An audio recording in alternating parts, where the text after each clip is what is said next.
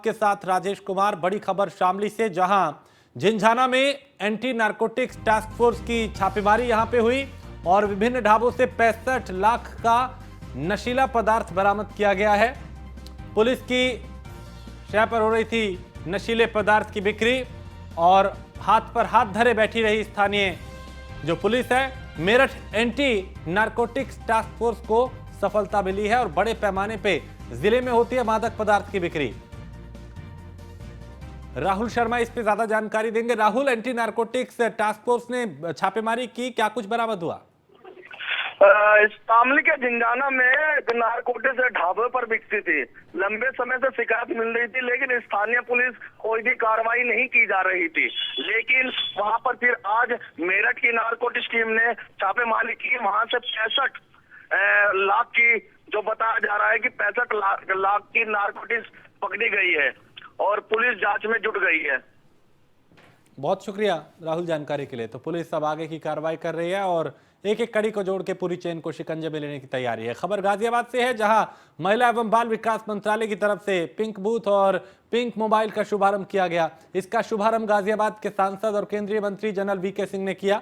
बताया जा रहा है कि पिंक बूथ और पिंक मोबाइल के जरिए सेफ सिटी परियोजना के तहत महिला पुलिसकर्मियों और महिला स्वयंसेवियों की तैनाती की जाएगी, जिसके चलते महिलाओं को रोजगार के साथ सुरक्षा भी मिलेगी। इस योजना से आने वाले समय में दिल्ली एनसीआर गाजियाबाद की महिलाओं का आत्मसम्मान निश्चित तौर पर तय हो सकेगा। पिंक पुलिस बूथ और पिंक पेट्रोल के लिए गाजियाबाद की 89 जगहों का चयन किया गया है।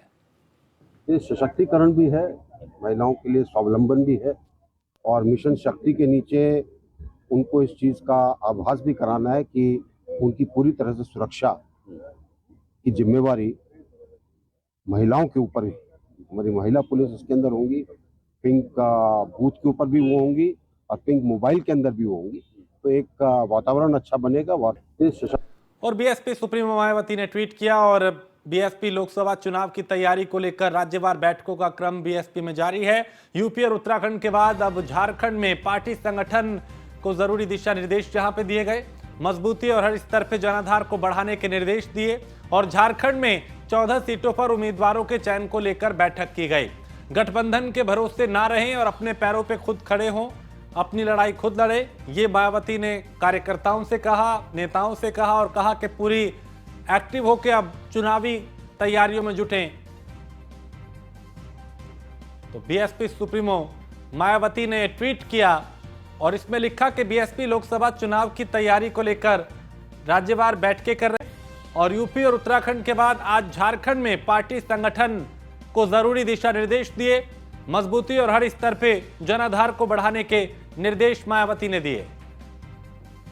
तो कार्यकर्ताओं का मनोबल और उत्साह बढ़ाने के लिए अब बीएसपी सुप्रीमो मायावती भी पूरी तरह से एक्टिव नजर आ रही है। औरैया में अज्ञात कारणों के चलते बाइक की जो एजेंसी है उसमें आग लग गई और इसमें काफी नुकसान हुआ। इसमें बताया जा रहा है कि पूरे इलाके में उस वक्त अफरा तफरी मच गई।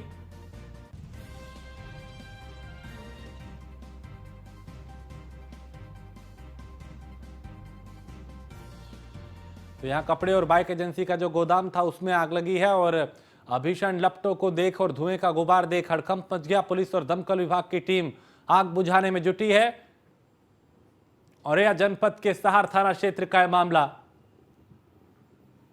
तो औरैया की तस्वीर जहां आग ने विकराल रूप ले लिया और देखते ही देखते पूरी इमारत को इस आग ने अपने आगोश पे ले लिया। आसमान की ओर उठता धुएं का एक काला गुबार और पूरे क्षेत्र में अफरा तफरी मच गई। जिस वक्त यह आग लगी, बताया जा रहा है मोटरसाइकिल के एजेंसी का गोदाम और कपड़ों का गोदाम जिसमें यह आग लगी है।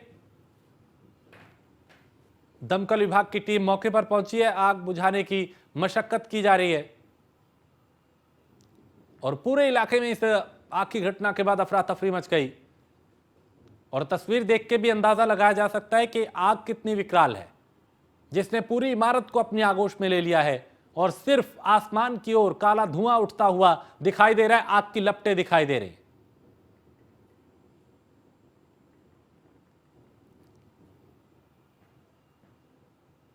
तो दमकल विभाग की टीम को तुरंत सूचना दी गई मौके पर टीम पहुंची है और आग बुझाने की मशक्कत कर रही है।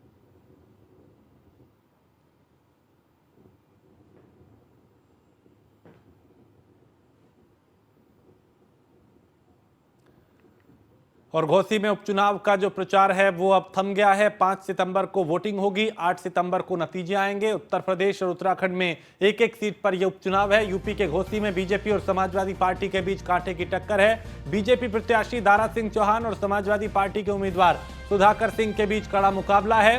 घोसी उपचुनाव को लेकर बीजेपी ने निर्वाचन आयोग से शिकायत भी की है। सपा प्रत्याशी पर मुस्लिम और दलित बस्ती में पैसे बांटने का आरोप लगाया है। तो चूंकि प्रचार के दौरान कई तरह के दावे भी किए गए, कई तरह की तस्वीरें और वीडियोस भी सामने आई और एक दूसरे पे आरोप प्रत्यारोप का दौर भी चला, लेकिन अब प्रचार का शोर तो थम गया।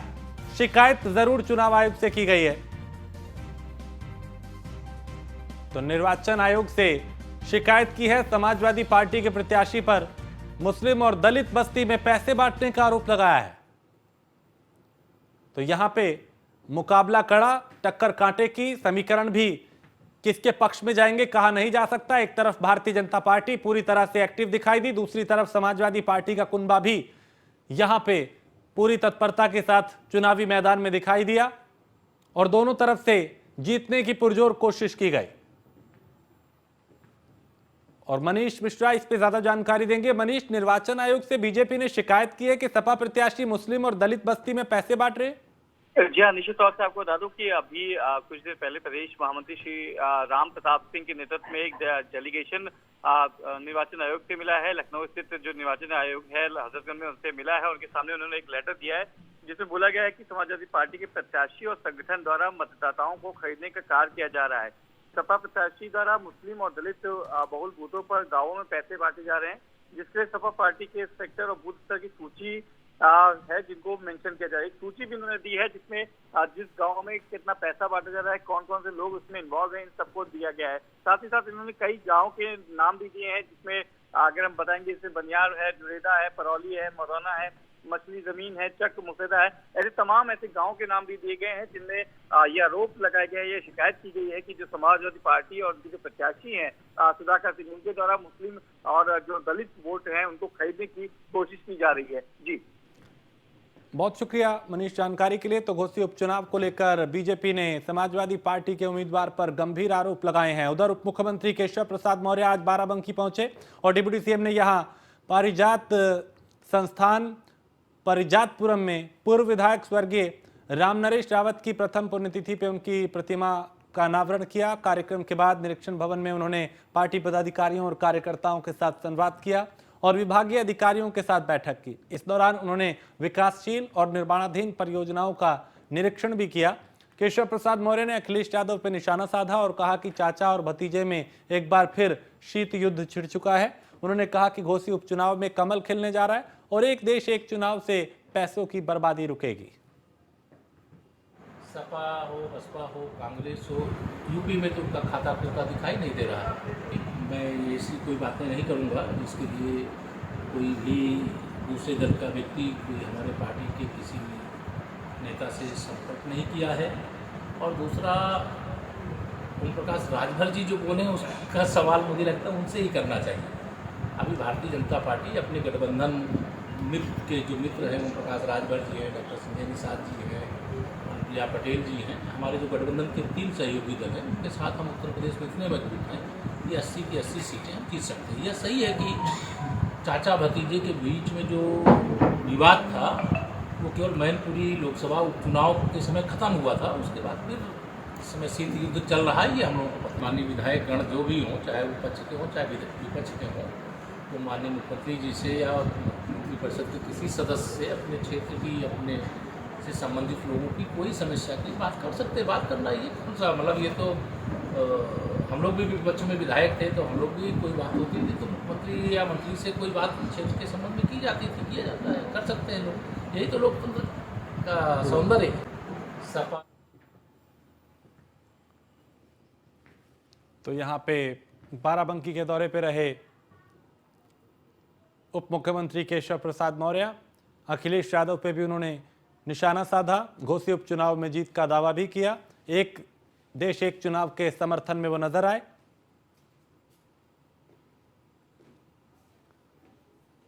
और भोलानाथ हमारे संवाददाता इस खबर पे ज्यादा जानकारी के साथ। भोलानाथ, आज उप मुख्यमंत्री बाराबंकी के दौरे पे रहे, क्या कुछ खास रहा?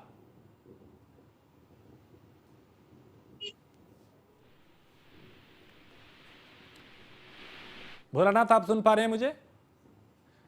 मेरी आवाज अभी उन तक नहीं पहुंच पाई, फिर कोशिश करेंगे संपर्क हो और वो विस्तार से बता पाएं कि आज के इस दौरे में बाराबंकी में क्या कुछ खास रहा, चूंकि उनकी प्रतिक्रियाएं तो अलग अलग मुद्दों पे सामने आई, जिसमें वो सरकार की उपलब्धियां भी एक तरफ गिनवा रहे थे, वन नेशन वन इलेक्शन का समर्थन भी कर रहे थे, अखिलेश यादव पे वार भी कर रहे थे और घोसी चुनाव में जीतने का दावा भी कर रहे हैं।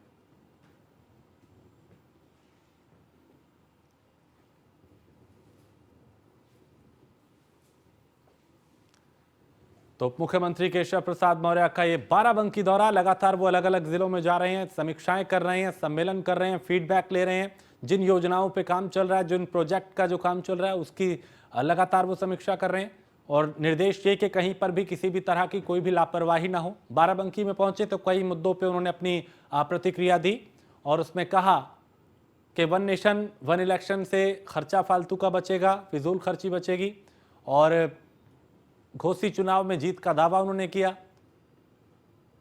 इंडिया गठबंधन पे भी वार किया, सरकार की उपलब्धियां भी यहां पे गिनवाई और कहा कि आने वाले चुनाव में भी एक तरफा जीत होगी।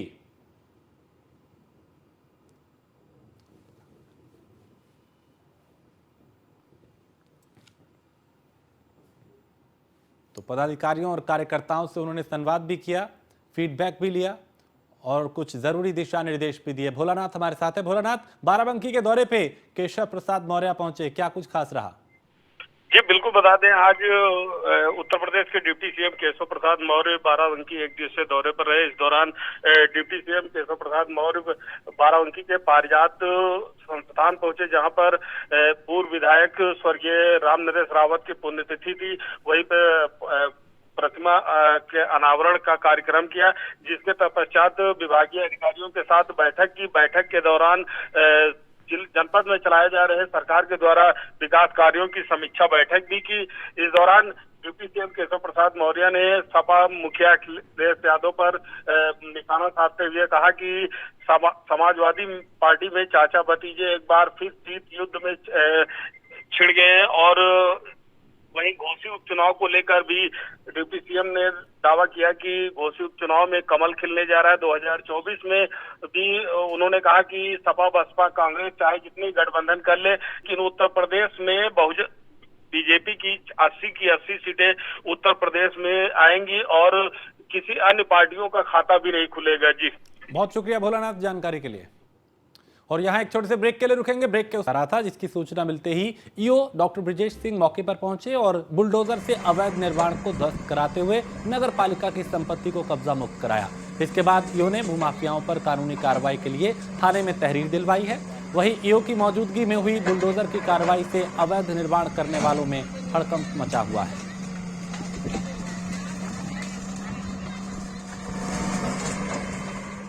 और बरेली से खबर है, जहां डिलीवरी के दौरान हुई महिला की मौत। घटना के बाद परिजनों ने अस्पताल में जमकर हंगामा किया। अस्पताल के स्टाफ और डॉक्टर पर गंभीर आरोप लगाए, लापरवाही के आरोप लगाया गया। सूचना के बाद मौके पर भारी पुलिस बल पहुंची है। कोतवाली थाना क्षेत्र के शील नर्सिंग होम अस्पताल का यह मामला है।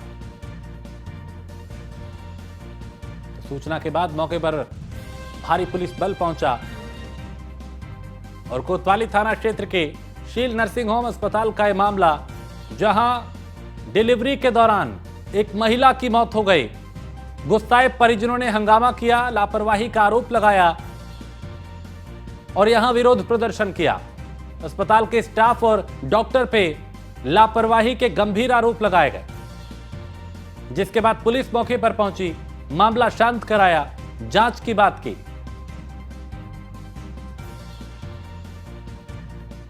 और यहां एक ब्रेक के लिए रुकेंगे, आप बने रहिए न्यूज़ वन इंडिया के साथ।